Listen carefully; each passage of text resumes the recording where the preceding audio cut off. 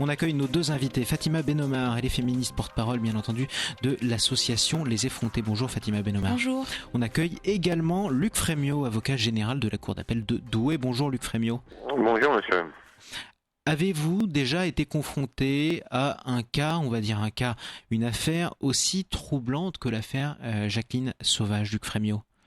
Vous savez, toutes les affaires des CIF sont des affaires particulièrement troublantes. À partir du moment où un crime est commis et que des années de détention sont en cause, bien évidemment, elles sont troublantes.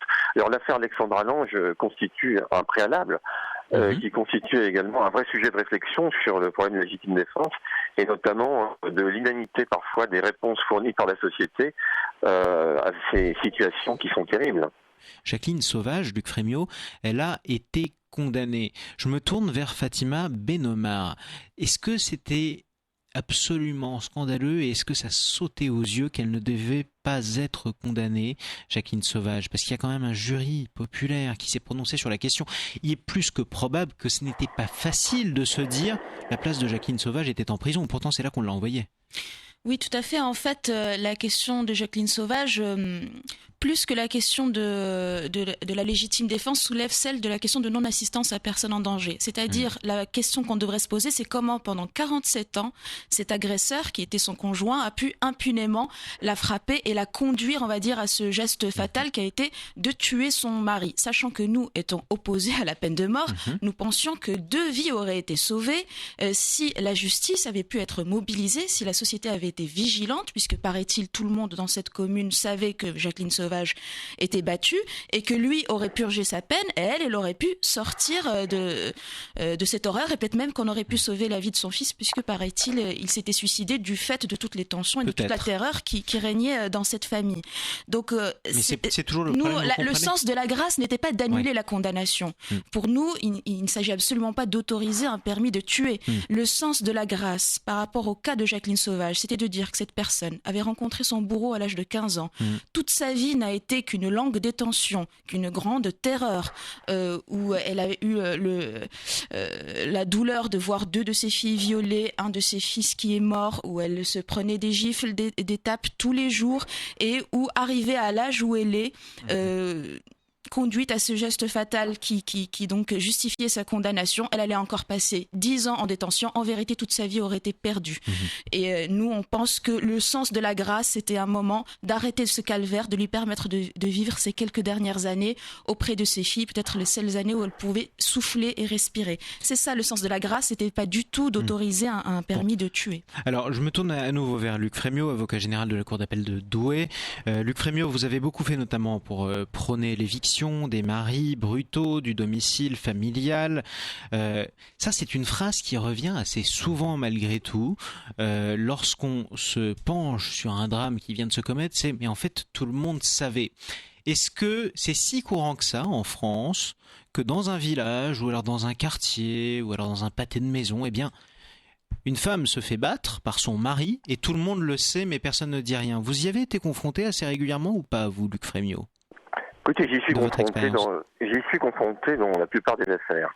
Oui. C'est extraordinaire d'ailleurs de voir qu'aujourd'hui l'opinion publique se réveille brutalement après avoir ouvert les yeux sur l'affaire d'Alexandra Lange et se réveiller brusquement sur l'affaire Sauvage. Parce que tous les jours, malheureusement, on connaît des cas de situations semblables, des femmes qui font l'objet de violences. On vit dans des appartements où souvent les murs sont des cloisons qui sont certainement pas très hermétiques. Vous pouvez entendre les cris, par exemple. Personne ne bouge, bien souvent. Et ça, c'est un gros problème. On est, je dis souvent, face à une société d'aveugles, de sourds et de muets. Et il y a encore aujourd'hui en France un manque de prise de conscience sur tout cela. On considère que le domicile conjugal, c'est un lieu qui est sacré, qui est un sanctuaire dans lequel on ne peut pas aller. Moi, je considère qu'on a l'obligation de mettre le pied dans l'entrebâillement de la porte pour aller voir ce qui s'y passe. Je voudrais, si vous le permettez, revenir sur la question que vous m'aviez posée incidemment en début, sur le droit de grâce. Moi, je voudrais dire que le droit de grâce est un droit régalien qui est prévu par la Constitution. Oui, aujourd'hui, parfaitement légal. Exactement, c'est l'article 10. Quand j'entends, les syndicats, d'ailleurs j'en ai entendu qu'un jusqu'à présent, c'est l'USM, un syndicat de magistrats qui qui part en guerre contre cet élément-là, je suis profondément choqué parce que les magistrats doivent être légalistes, je le rappelle. D'autre part, vous savez, parler du droit de grâce, ça permet d'escamoter l'autre problème qui est celui des violences faites aux femmes. Les magistrats sont beaucoup plus prompts, malheureusement, pour certains, pas tous, pour certains, à se mobiliser sur leurs prérogatives, plutôt que d'aller réfléchir sur la complexité du problème des violences faites aux femmes, et ça, je tiens à le dire. Nous avons tous, citoyens, l'obligation morale de mettre le pied dans la porte lorsque quelque chose se passe à côté de chez nous et que nous savons qu'il se passe quelque chose qui ne va pas bien du tout. Nous entendons des cris, nous entendons quelqu'un se faire frapper, nous entendons une femme finalement être victime de son mari. Fatima Ben Omar, on a l'obligation de mettre le pied dans la porte. On le fait souvent ou pas en France ? On le fait parfois, ou pas en France, puisqu'on ne le fait pas souvent. C'est très rare en effet, parce qu'il y a effectivement l'idée que le privé n'est pas politique, que ce qui se passe dans la maison, après tout, ça concerne les principaux intéressés, et on n'analyse pas dans quelle situation d'emprise peuvent être mis les femmes et les enfants aussi, du fait justement des codes machistes de la société. Voilà. Il faut savoir que par exemple Jacqueline Sauvage, sa propre mère était battue par son père. Sa mère avait eu le nez cassé. Donc en fait c'est quelqu'un qui est né, qui a grandi dans l'idée que les violences conjugales, ça fait partie de la vie. Oui. C'est aussi une femme qui avait un statut social de conjointe collaboratrice et ne touchait pas ses propres salaires. Ça, c'est extrêmement important dans l'analyse qui est faite de l'inaction d'une femme qui se laisse battre pendant des années, parce qu'elle se dit qu'elle n'a pas de plan B. En vérité, si le lendemain elle décide de partir, elle n'a aucune option et elle ne sent pas qu'il y a une aide dans la société pour lui tendre la main et pour lui donner les moyens, on va dire, réels. On se sent abandonné, on est pris en otage. Ça dure depuis des années, on ne sait plus trop comment réagir. On peut essayer d'imaginer que ça se passe comme ça. Tout à fait. Et puis il y a toute la question du syndrome de la femme battue. Alors c'est parce que beaucoup de gens disent mais pourquoi les femmes ne se barrent pas, pourquoi elles ne portent pas plainte? Déjà effectivement 85%. Ça c'est un commentaire en plus qu'on voit beaucoup qui paraît un peu facile sur internet par exemple. Déjà elles ne partent pas. Il faut savoir que dans plus de 60% des cas, c'est quand les femmes décident de partir que les hommes passent à l'acte et les tuent. Donc c'est même pas quand elles sont au sein du couple, c'est quand elles décident de partir. Donc il y a des raisons d'être terrorisées à l'idée de quitter un conjoint violent qui pourrait du coup aller jusqu'au geste fatal. Et puis effectivement toute la complexité du syndrome de la femme battue, c'est que tout son être n'est plus que vigilance envers le fait de recevoir le prochain coup. Donc en fait elles sont dans un état de sidération qui leur enlève toute analyse de la situation, tout plan B. Leur seule préoccupation, c'est comment je vais l'éviter quand je vais traverser la cuisine pour ne pas m'exposer à une gifle. Donc c'est tous ces syndromes-là qu'il faut analyser pour comprendre le comportement des femmes qui ne portent pas plainte ou qui ne partent pas ou dont on trouve qu'elles ont un drôle de comportement dans la situation d'emprise où elles se trouvent. Comment on explique dans ce cas-là? Je me tourne vers vous, Luc Frémiot. Alors c'est une question qui est facile à poser, la réponse est beaucoup plus difficile, mais vous êtes avocat général, donc vous saurez peut-être beaucoup mieux que nous y répondre. Comment on explique qu'elle ait pu être condamnée 2 fois finalement? Elle a été condamnée une première fois, puis la peine de 10 ans de prison ferme a été confirmée en appel pour meurtre aggravé. Qu'est-ce qui fait que cette affaire n'est manifestement pas si facile que ça? Écoutez, il est clair que Jacqueline Sauvage n'était pas en état de légitime défense. Ça c'est clair.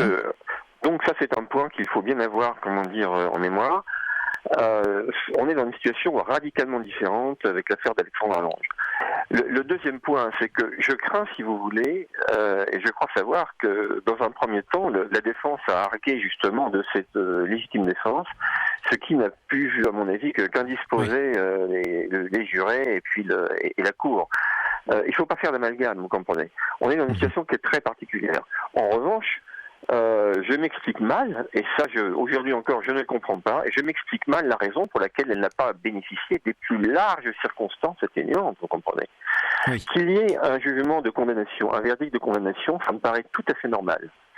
De toute façon, elle avait tué 200 fois, qu'elle ait été victime pendant des années ou des dizaines d'années, c'est un fait, mais effectivement, elle avait tué 200 fois, donc de toute façon, elle était sûre d'être condamnée au regard de la loi. C'était un sang tiède, parce qu'elle venait de se prendre un coup, mais effectivement, c'était pas proportionné ni concomitant. Voilà, donc on n'est pas dans un cas de légitime défense, donc un verdict de culpabilité, c'est quelque chose de normal. En revanche, moi j'ai été très surpris, je vous le dis très franchement, sur le quantum de la peine. J'ai l'impression qu'on n'a pas justement tenu compte des larges circonstances atténuantes qui étaient les siennes. Alors maintenant, on va me dire c'est une décision qui a été rendue par le peuple français. Eh bien écoutez, moi je vais vous dire quelque chose, il arrive au peuple français de se tromper comme tout le monde également. Personne n'est infaillible. Il faut arrêter de penser que les décisions de justice, on ne peut pas les commenter. Lorsqu'elles deviennent des faits de société, c'est notre devoir au contraire de dire ce qu'on en pense. Dans l'affaire Alexandra Lange, elle avait été acquittée. Alexandra Lange, elle avait tué son mari d'un coup de couteau, si je ne m'abuse, alors qu'il était en train de l'étrangler. Et c'est pour ça qu'elle avait été acquittée, c'est de la légitime défense. Ce sont des jurés qui s'étaient prononcés. Et les jurés avaient dit, effectivement, là, elle mérite finalement d'être libre. Elle n'avait qu'un couteau pour se défendre. Il était en train de serrer son cou entre ses mains.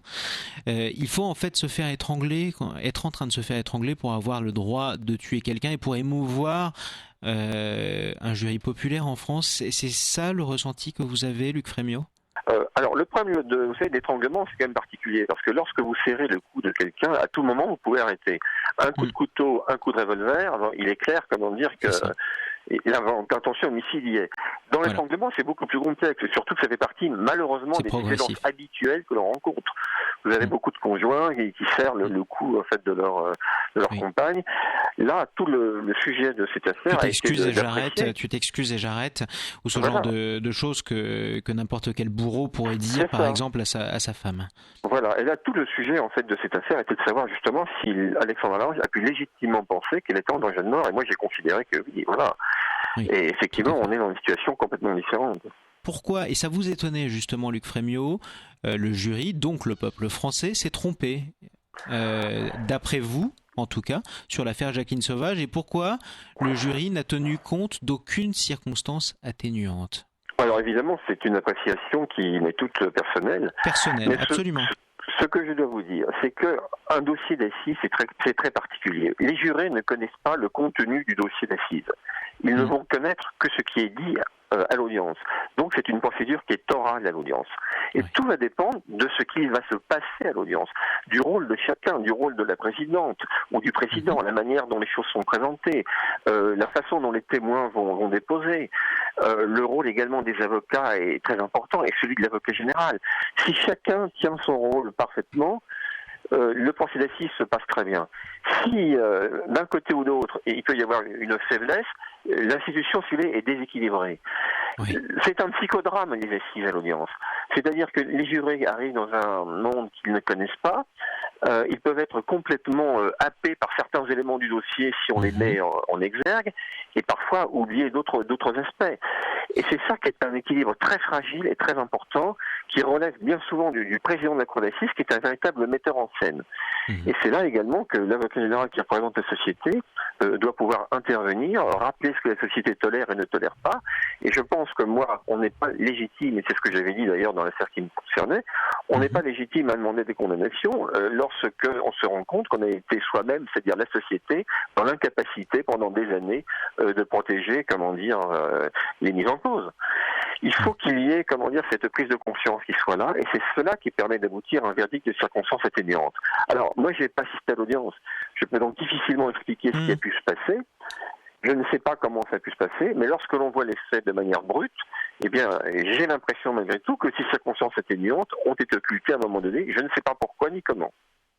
Alors, dans ce cas-là, pourquoi il a fallu attendre effectivement aussi l'exposition médiatique de l'affaire Jacqueline Sauvage pour que le comité de soutien se forme, des signatures affluent par milliers sur Internet, sur du papier, pour que les politiques en entendent parler, que des politiques se mobilisent finalement?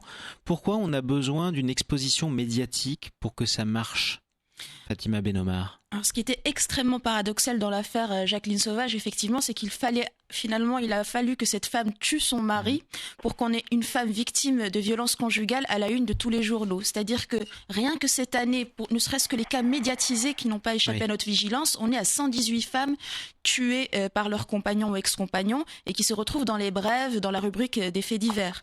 Donc, et c'est ce qui a aussi motivé la prise de conscience populaire et le fait qu'il y ait eu un tel soutien avec une pétition à plus de 430 000 signatures, c'est que beaucoup de femmes se sont retrouvées dans dans la figure de Jacqueline Sauvage. On est quand même dans un pays où il y a à peu près 216 000 femmes victimes de violences conjugales par an.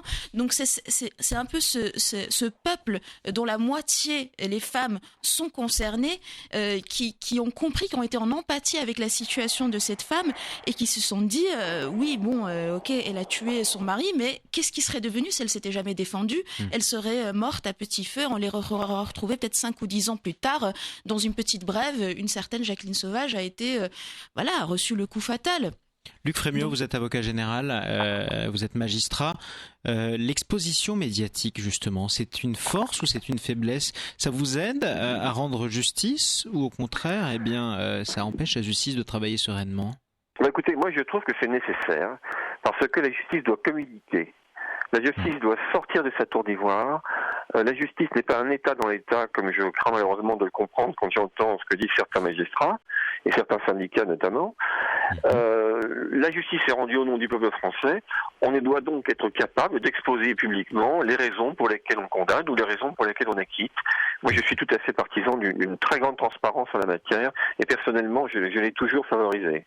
Le problème, c'est que du coup, on se rend compte que l'opinion est beaucoup plus bouleversée. Quand je dis l'opinion, c'est aussi les médias, c'est aussi nous, par quelqu'un qui a tué de sang-froid, malgré toutes les circonstances atténuantes qui sont évidentes et qui est condamné. On est beaucoup plus concerné par Jacqueline Sauvage que par Alexandra Lange, qui elle était en train de risquer la mort et qui du coup s'est défendue et a tué, mais pas du tout de sang-froid. C'est-à-dire qu'aujourd'hui, on n'a pas une conscience précise de notre environnement, de ce qui peut se passer de manière quotidienne. Et c'est ça le véritable problème. Alors évidemment, on va s'attacher beaucoup plus au cas de Jacqueline Sauvage parce que évidemment l'opinion publique se mobilise toujours en général sur les affaires qui fonctionnent mal. On parle toujours des trains qui n'arrivent pas à l'heure. Mais je crois qu'en ce qui concernait Alexandra Lange, elle a bénéficié de la même exposition médiatique. Il y a eu un film qui a été fait, L'Emprise, sur cette histoire, qui a fait quand même 10 millions de téléspectateurs, c'est pas rien.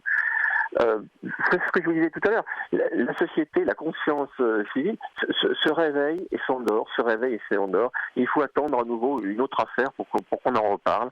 Et ça dure depuis des années. Moi, ça fait 13 ans que j'ai lancé des programmes en la matière. J'ai pu constater ces phénomènes très très sinusoïdal qui fait qu'il y a des moments où on est véritablement au fait de l'actualité et puis le reste du temps, on travaille dans l'ombre en essayant d'obtenir des résultats qui sont très difficiles à obtenir. C'est ça, les Français se passionnent vite mais ont la mémoire courte, c'est ça? Oui, on se passionne vite et on oublie vite. C'est tout à fait ça, moi c'est l'impression que je ressens. Je pense aussi que la mobilisation s'est aussi renforcée parce que pendant toute une année, ça a été un yo-yo émotionnel absolument terrible. Oui, c'est vrai qu'en plus, là, c'est un mauvais film. Vous avez du suspense, grâce, pas grâce, grâce partielle finalement. Voilà, une grâce partielle. Puis après, alors que le tribunal d'application des peines de Melun avait écarté le risque de récidive, on se disait qu'au moins il allait y avoir une libération conditionnelle, et par 2 fois ça a été rejeté, alors que les 2 fois, en août et en novembre, le parquet était favorable à la libération de Jacqueline Sauvage en se disant on voit bien que cette femme ne représente pas un danger pour la société, elle a eu une grâce partielle, elle a été condamnée, donc symboliquement elle n'est pas du tout innocentée. Laissons-la maintenant rentrer chez elle. Et c'est cette espèce de cruauté, d'insistance à la garder en prison, avec en plus des espèces je me souviens du tribunal de l'application des peines qui avait dit au moins Jacqueline Sauvage ne souhaite pas s'inscrire dans une association contre les violences faites aux femmes, comme si c'était quelque chose qui allait l'empêcher de prendre conscience de sa propre culpabilité, de reconnaître que quand même dans les paramètres c'était bien une femme victime de violence. Donc en fait on s'est retrouvé face à un mur où je ne sais pas s'ils étaient vexés du fait de cette grâce, alors qu'il y a déjà eu d'autres grâces, et qu'il voulait absolument maintenir cette femme en prison, que la mobilisation est restée maintenue et qu'on a obtenu cette grâce totale à peine hier, après une année de mobilisation. C'est-à-dire que François Hollande, d'ailleurs, s'il voulait gracier Jacqueline Sauvage, aurait pu la gracier totalement dès le début. Donc, je pense qu'il ne s'attendait absolument pas à ce qu'on rejette la demande de libération conditionnelle. En plus, elle n'était pas lâchée dans la nature, on savait où elle allait être. Vous aviez été surpris également, vous, Luc Frémiot, qui connaissez bien l'institution pour en faire partie? Oui, je suis surpris, puis j'étais très choqué par les motifs, si vous voulez, qui ont conduit ces deux juridictions à la maintenir en détention. Parce que lorsque je lis dans les attendus qu'elle n'a pas fait preuve d'une culpabilité authentique, mais je me demande qui nous sommes pour exiger des autres la contrition. On a l'impression que ces magistrats ont troqué leurs robes contre des robes de prêtres qui sont là pour distribuer, l'absolution après les actes de contrition. Les magistrats ne sont pas des prêtres, oui, c'était votre cri du cœur. Mais tout à fait, et je trouve ça tout à fait choquant, de faire place à la morale dans une affaire où le sujet n'est pas là, vous comprenez bien. Bien sûr, ça qui est il extraordinaire. n'empêche que c'est quand même très déstabilisant, malgré tout, ça peut paraître insensible, mais on est obligé de se poser à un moment ou à un autre la question, j'imagine que vous l'êtes posée aussi. Est-ce que c'est prudent ou est-ce que c'est juste de libérer quelqu'un qui, malgré tout, a tué de sang-froid, quoi qu'elle ait pu subir? C'est inquiétant pour la suite aussi, non? Non, c'est le problème de la récidive qui doit être évalué. Oui. Et le tribunal l'a écarté. Il est clair que Jacqueline Sauvage n'est pas quelqu'un qui, en sortant de prison, va prendre un fusil et tirer sur le premier conjoint venu. Écoutez, se faire justice soi-même, c'est un peu ce qui a été reproché à Jacqueline Sauvage, finalement. Elle s'est fait justice elle-même si elle a été battue longtemps et si elle a été plusieurs fois, d'après ses dires, en danger de mort parce qu'il la battait pendant des années, mais elle l'a tuée quand il ne la battait pas. Donc elle s'est rendue justice elle-même. Beaucoup de membres, notamment du comité de soutien de Jacqueline Sauvage, en particulier la députée, les Républicains, Valérie Boyer, on en parlait à l'instant avec Fatima Benomar, avaient proposé finalement la création d'une légitime défense, ou plutôt d'une présomption de légitime défense. Vous êtes une femme battue, eh bien dans ce cas-là, vous êtes en légitime défense, même si on n'est pas forcément en train de vous battre. Vous étiez contre cette idée, vous, Luc Frémiot ? Oui, et j'ai eu d'ailleurs l'honneur d'être entendu par la commission des députés à l'Assemblée nationale sur ce sujet, et j'étais tout à fait opposé à cette proposition faite par Mme Boyer. Pourquoi? Il y a plusieurs raisons. La première chose, eh bien, c'est de dire qu'à partir du moment où vous allez dire à ces femmes qui sont victimes de violences qu'elles ont une présomption de légitime défense, c'est-à-dire qu'elles ont la possibilité, alors qu'elles ne sont pas en état de danger immédiat, de mettre fin au jour de leurs compagnons, eh bien, c'est une démission absolue de l'institution judiciaire et policière. Ça veut dire, nous, on est incapable de vous protéger, mesdames, débrouillez-vous toutes seules et faites effectivement ce qu'il y a à faire lorsque vous le jugerez utile. Donc c'est inacceptable dans un état de droit. Deuxièmement, ça peut malheureusement donner à ces personnes ce que j'appelle un véritable permis de tuer. Je vous donne un exemple. Une femme qui fait l'objet de violences depuis des années peut très légitimement avoir une haine de son compagnon. C'est une haine qui est légitime et que l'on peut très bien expliquer. Mais celle-ci peut la conduire effectivement à un assassinat, à une préméditation, à un acte homicide, alors qu'il y a quand même d'autres solutions qui doivent pouvoir lui être offertes. Et c'est contre cela que je me bats. C'est trop facile, si vous voulez, de se laver les mains comme un Ponce Pilate du problème des violences conjugales en disant aux victimes, faites-en votre affaire. C'est ça la réalité. Fatima Benomar, vous êtes d'accord d'ailleurs, je crois, avec Luc Frémiot? Oui, nous aussi, on était contre cette histoire de légitime défense différée. En revanche, ce qui est intéressant dans l'affaire Jacqueline Sauvage, c'est qu'en même temps, on dit que sa riposte, donc le fait d'avoir tiré sur son conjoint, était ni concomitante ni proportionnelle. Et en même temps, la cour d'assises de Blois avait reconnu que l'acte n'avait pas été prémédité. Donc c'est bizarre, on lui dit à la fois que c'était pas prémédité, c'était pas pensé. Donc le laps de temps entre le dernier coup qu'elle avait reçu le jour même à la lèvre, c'était pas très médité, et en même temps c'était pas proportionnel. Et c'est dans cet entre-deux-là qu'on doit analyser cette histoire de stress post-traumatique que la docteure Muriel Salmona explique très bien, que vivent les femmes victimes de violences, c'est-à-dire dans un espèce de régime de terreur permanent où elles peuvent réagir, on va dire, 1 heure, 2 heures, 3 heures après le coup reçu. Donc voilà. Mais en même temps, tout en étant contre cette histoire de légitime défense différée qui donne effectivement un permis de tuer qu'on peut pas permettre, qu'on peut pas institutionnaliser dans notre pays. Ce qui serait plus intéressant, ce serait de voir à créer un délit spécifique des violences conjugales, c'est-à-dire à regrouper toutes les violences qu'a vécues une femme, tous les délits qu'elle a vécu sur les 3 précédentes années, parce qu'au-delà les délits sont prescrits, c'est-à-dire toutes les violences physiques, psychologiques, administratives. Est-ce qu'elle a été aux urgences ou pas? Il faut savoir que Jacqueline Sauvage a passé quand même 3 fois aux urgences. Et du fait de cette historicisation de ce qu'elle a vécu, présenter ça au tribunal pour justement justifier de circonstances atténuantes et expliquer dans quelle situation elle était. Bon. Je n'ai parlé que des délits parce que pour moi, le crime, c'est autre chose, le viol, c'est autre chose. Bien sûr, c'est encore autre chose. Ouais. Luc Frémiot, est-ce que vous avez une précision justement à apporter, vous qui avez été confronté à un certain nombre de cas, notamment à celui d'Alexandra Lange, sur cette réaction un petit peu différée d'une femme battue, finalement, dont nous parlait Fatima Benomar? Est-ce que c'est logique, par exemple, qu'on puisse avoir envie de frapper son mari ou de se défendre 1 heure ou 2 heures avant les faits? Vous avez déjà rencontré ça, vous, ou pas? Oui, mais bien sûr. Mais c'est ce que je vous disais tout à l'heure, c'est le problème de la haine légitime. C'est tout à fait, c'est une réaction qui est tout à fait compréhensible. La haine légitime, mais pas forcément l'acte légitime, justement. Voilà, oui, la haine peut être légitime, mais l'acte forcément ne l'est pas, bien évidemment. Mais on peut comprendre le mécanisme. Voilà. On comprend que vous en ayez envie, c'est logique. D'ailleurs, tout le monde passerait plus ou moins par là, mais on ne peut pas accepter que vous l'ayez fait. Dans ce cas-là, si je puis dire, Luc Frémiot, c'est très difficile de vous demander de vous mettre à la place de ceux qui ont été directement impliqués dans l'affaire Jacqueline Sauvage. Mais si on nous dit d'un côté, écoutez, c'est normal qu'elle ait été condamnée, elle a tué de sang-froid, elle n'était pas en danger de mort immédiat, d'une part. Et si de l'autre côté on nous dit, mais attendez, elle a été battue pendant des années et des années et des années, donc il y a des circonstances atténuantes parce qu'elle ne pouvait pas, il ne pouvait pas en être autrement. Comment on juge une affaire comme ça ? Eh bien, on juge, comment dire. Vous savez, la Cour d'assises a la possibilité, comment dire, de prononcer un large éventail de peines.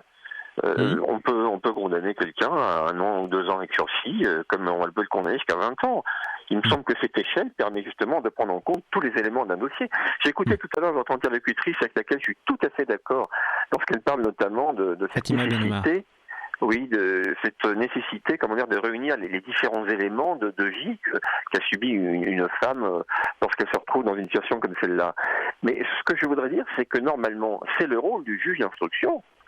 Normalement, le juge d'instruction doit, dans son dossier d'instruction, rechercher tous les antécédents, vérifier effectivement quels sont les délits dont elle a pu souffrir, s'il a été aux urgences, s'il y a eu des certificats médicaux.